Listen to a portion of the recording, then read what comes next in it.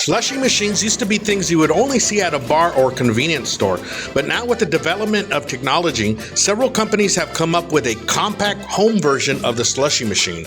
Viva is one of those companies, and today we are testing their slushie machine, making a popular Mexican drink, the Paloma, of course in slushie form. So stay tuned for the recipe right here on Al Lunacy Queuing.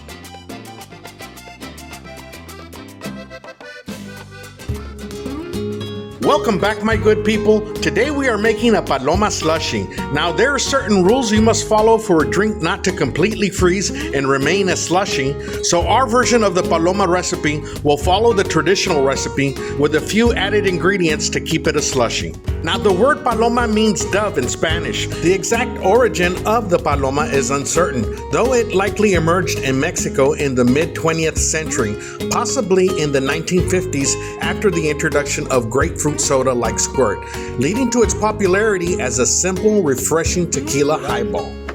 Has the lid up here where you can pour your goods, and of course this is where you pour your slushies. And it has the tray, drip tray, easy to clean. It has this latch right here, and this is how you open it up to clean. So let me clean this up, and then I'll bring you guys back in on the recipe. Traditional bar served Palomas are just Squirt soda, salt, lime juice, and tequila, but we are adding grapefruit juice for added color and sweetness.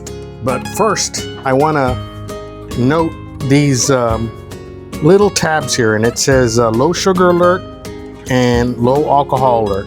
The thing that goes swirl, the swirler, whatever it's called. You guys know what I mean. It will actually make a rubbing sound if it's less than 5% sugar.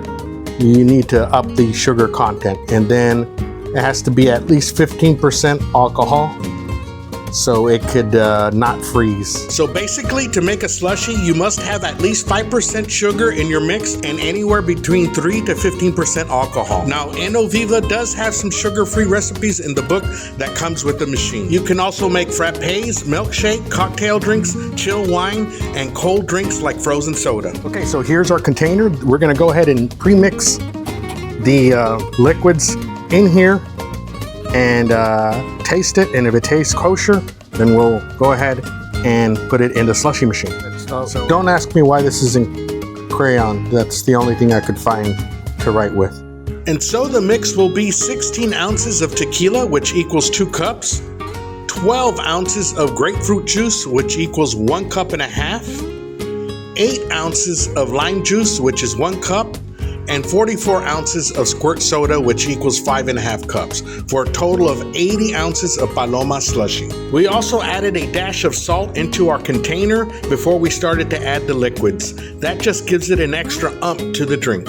The Paloma is widely considered the national cocktail of Mexico, though Mexico's national alcoholic beverage is tequila itself. As mentioned, the traditional Paloma is made with tequila, grapefruit soda, and lime. This refreshing Paloma is often served on the rocks with a salted rim.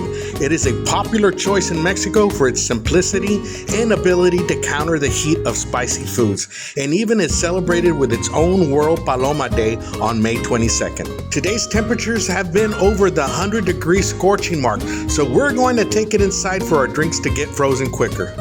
Depending on how thick you want your slushie, it will take from 15 minutes to 45 minutes. Ours look thick enough for us at the 30-minute mark, so let's get to our setup.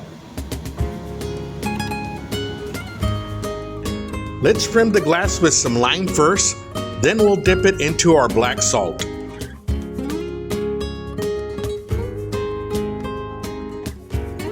Time for the pour, then we'll add our lime, and finally a straw. Looks deliciously refreshing. I think I'll take it outside to relax and enjoy the scenery of the evening sky. We already have a little companion, Kayla, waiting for us. nice and refreshing.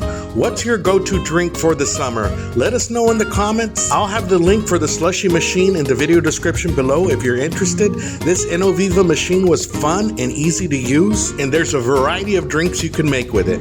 We'll get back to our cooking videos on the next one. Don't forget to like, share, comment, and subscribe if you haven't already. Hope to see you all again very, very soon.